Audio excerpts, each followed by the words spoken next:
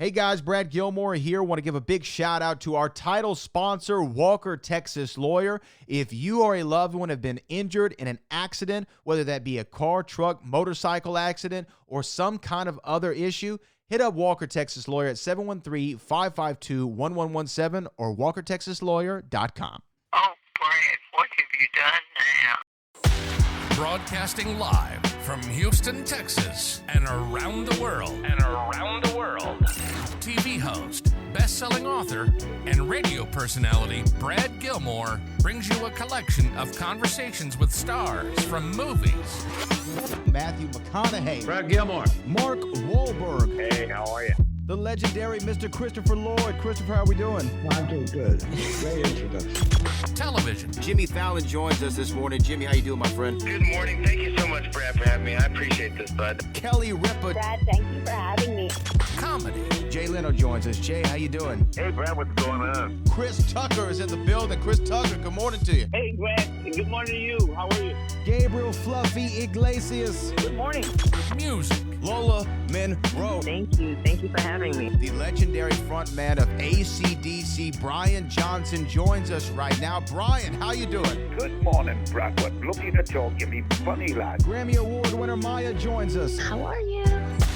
And more. This is The Collection. Now your host, The Boat. Brad Gilmore!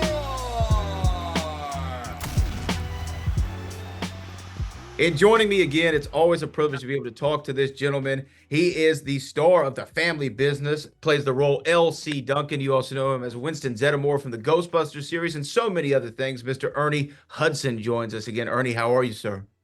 I am very good, and it's just a real pleasure to catch up with you and talk to you this morning. Now, I want to get into the family business, of course, and talk about this role that you have as L.C. Duncan. The last time that we spoke, though, I just wanted to get an update. Last time we spoke, I brought up a movie that not a lot of people know about that you were involved in, which was Collision Course, and I told you it was available to stream. Have you been able to watch Collision Course yet? No. No, I haven't, but it's interesting. I was at a convention in Raleigh, North Carolina, and a couple of people came to say hello, and they mentioned that they loved that movie. So it's come up a couple of times in the past 2 weeks. Yeah, it's. I think it's gaining a cult status among certain fans, and I really do love that movie. When you talk about the conventions too, I know that you spent some time recently in Texas at a big convention. You do several of them a year. Are you always impressed by the power of your performances and how they've connected with so many people for generations? Yeah, it's interesting. I apologize for that chime that's going on, but I'm not sure if it's the performance. I know that there's something about the characters that I've played that registers with people, and it's very humbling for me to realize it means or has had meaning in their lives on a serious level. I kind of laugh it off and go, but I realize that they're very sincere when they come up and they say, this movie had an impact on my life or an impact on my family relationships, and maybe that's the power of what we do in the entertainment industry, but it just means a lot to me, and I don't quite even know how to process it or take it in. I just know that it's humbling. When I read an article about something that Ernie Hudson's involved in, or they're doing a story on a new project that you're working on, the term icon is used quite a lot to describe you. It's the adjective to describe you. I'm sure you've seen that before. How does that make you feel? Because I know when you get into this, your goal is not to reach that status. Your goal is just to put in great work. But that is a word that gets thrown around with your name quite frequently. Yeah, which is very, very, because I don't know quite how to interpret that. You do the work, and over the years, you look at someone else, say a Denzel Washington, or who got some really major projects, and I kind of go, okay, that's important work, and maybe what I'm doing over here is not that noticeable. But now that time has passed, and I realize that those movies that I thought no one would ever see, like Collision Course, that people do see those movies. And so maybe the work has had more meaning than sometimes I allow myself to give, credit to. I think sometimes I underplay without realizing that, The Crow does register with people in a very personal way. So, and I don't think it's for me any longer to say that's not appropriate. I'll just say that I don't quite know what to do with it, but I'm thankful. I'm very thankful.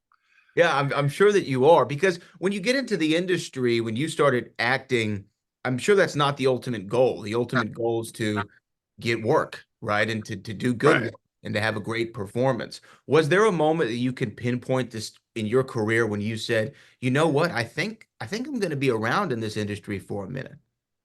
Yeah, for me, I think it was the first time I saw a play, I was so impressed that I thought it would be impossible for me to ever be a part of this. And then in college, I did a play. And at that moment, I realized that this is what I'm going to do with my life. And I know that, it's for my life. It's not, for some short period when I retire. This is what I'm going to be doing for the rest of my life. And I think I made a commitment. Now, a lot of friends went into it to become big stars, and maybe I should have, planned that sort of scenario. But I just wanted to work, and I was so thankful to finally have a place that I felt like I belonged, because up until I discovered theater and acting, I never really felt that I had a place, that made sense. And the feeling is that all I'm doing is living my life to get through it, as opposed to this gives me purpose. So I've always knew that I would be in the industry. I just, now how impactful or what kind of impression I've made, because I look at the shelves in my office and there are no, great awards, but I know that just the contact I've had with people that someone has noticed, and to me that's sort of everything. And so when it comes to Icon, I go, thanks, thanks. I guess. But also, obviously awards are nice and things of that nature, but awards really are just recognition of a great performance. And I think that the amount of people that come up to you and talk about the movies and the films and the television shows that you have are, in a sense, a metaphorical award, right? Because they're recognizing this great work that you did. Absolutely. Yeah, no, it really is. And what I love about the fact of where I am right now in my career, a lot of the very young children through Ghostbusters or other films, or films that their parents have introduced them to that I did in the past, Congo or whatever, that it's nice that it's not just a certain group, but multi-generational. And that's very, very, very cool. Now, when you approach these roles, because what's great about the breadth of your career is you've been able to play so many different types of individuals. L.C. Duncan, this is a very specific type of person that is in the family business. What was the attraction to this particular character? Well, at a certain point, I started to get feedback from producers and people casting that I was such a nice guy, and began to question whether I could not be so nice. So, and I go, that's a choice. We're all capable of a lot of things. But unfortunately, sometimes you don't get the opportunity to play roles like an L.C. Duncan. Even though L.C. Duncan is sort of a criminal, has a criminal enterprise for sure, I don't see him that way, but I know he's a man who's capable of doing things that I'm not capable of doing. And if pushed to the limit, he will do whatever he feels is necessary for his own survival. I don't know if I look at the world and say my survival is the most important thing. But LC is one of those people who can, and he's built this, what he considers an empire. And he can be ruthless if he has to, but there's a part of him that always wants to hold on to his humanity, and he does that through his family, through the love of his grandchildren, and he really tries to be help in the community. It's just that he feels the options were never available for him to play it the straight and narrow. He felt that for him to survive, he had to break the rules. And it's nice for me to be able to look at a life from a certain perspective and go, how would it have been if I had to make those choices? I've never had to make those choices. I was talking to someone who said, you've never had to overcome anything. We all have to overcome things, but I've never had to fight alcoholism or drugs or, to be in the criminal justice system. So I've lived my life in a way so that I haven't had to, but maybe under different circumstances, I would not have been so blessed. So, yeah. So, and I love playing a guy who is put to the test that way.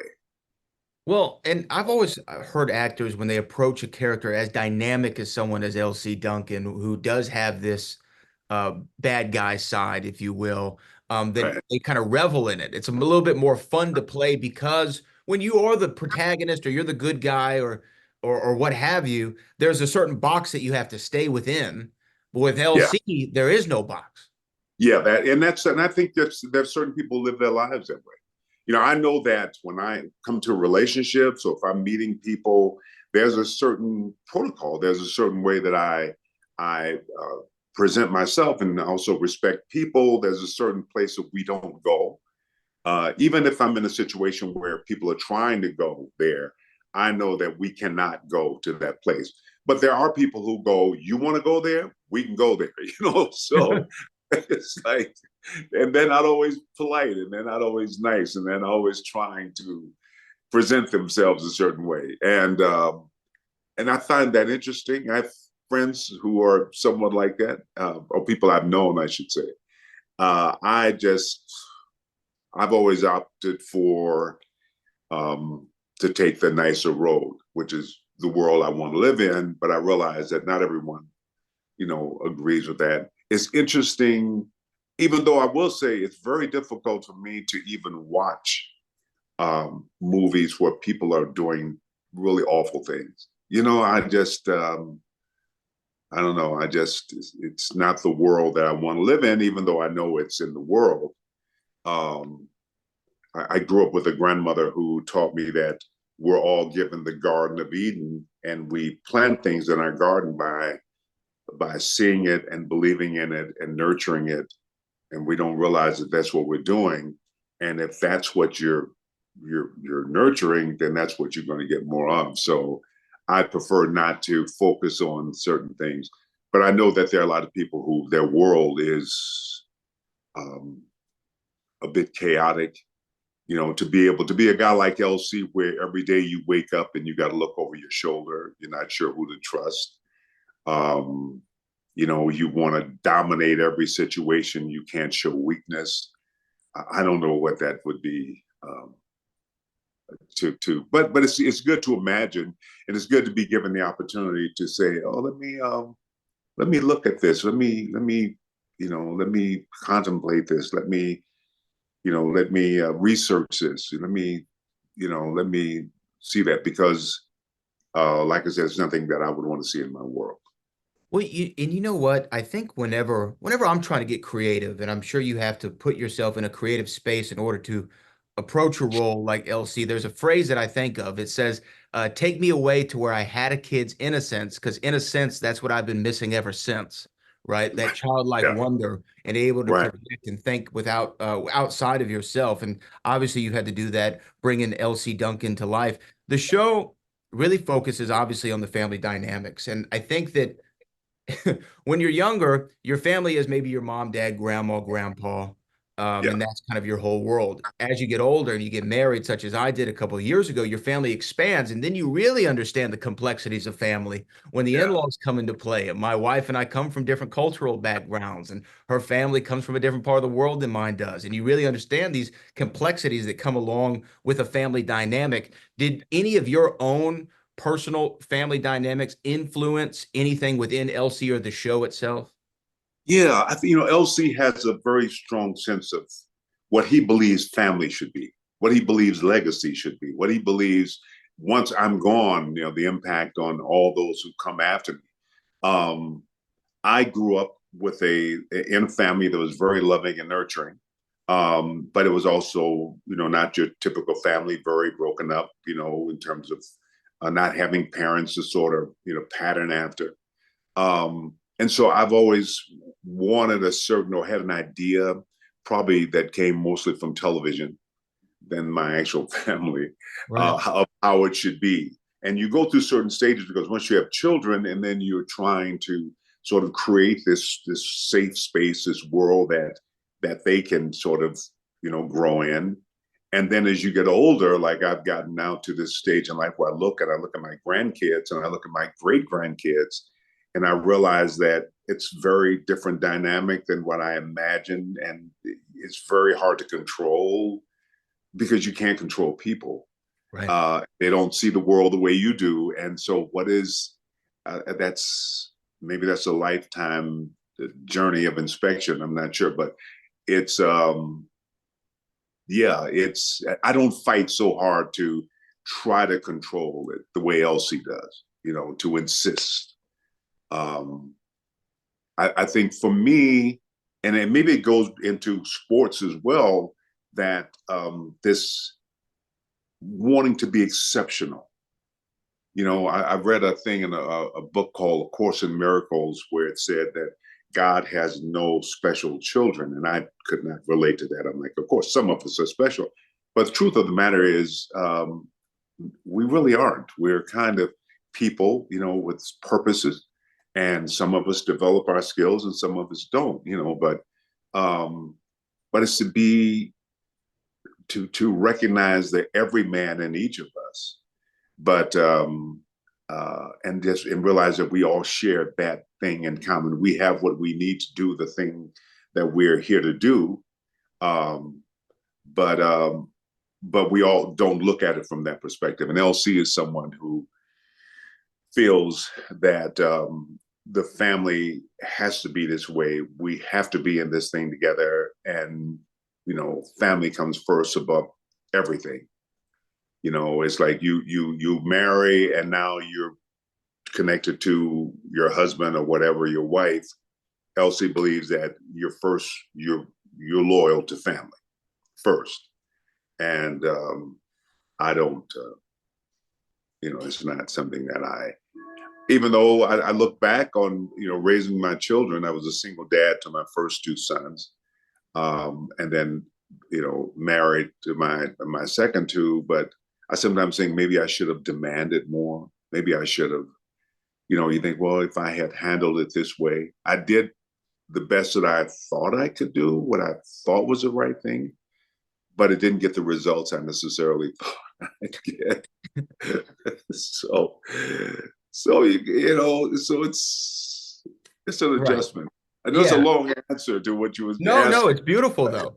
It's beautiful, and I really am going to stick with that part that you mentioned about in the book. I agree with it. Really, is that God does instill the skills in all of us to achieve our purpose, but it's up to us to refine those skills over the course of our life once we figure out what that purpose may be.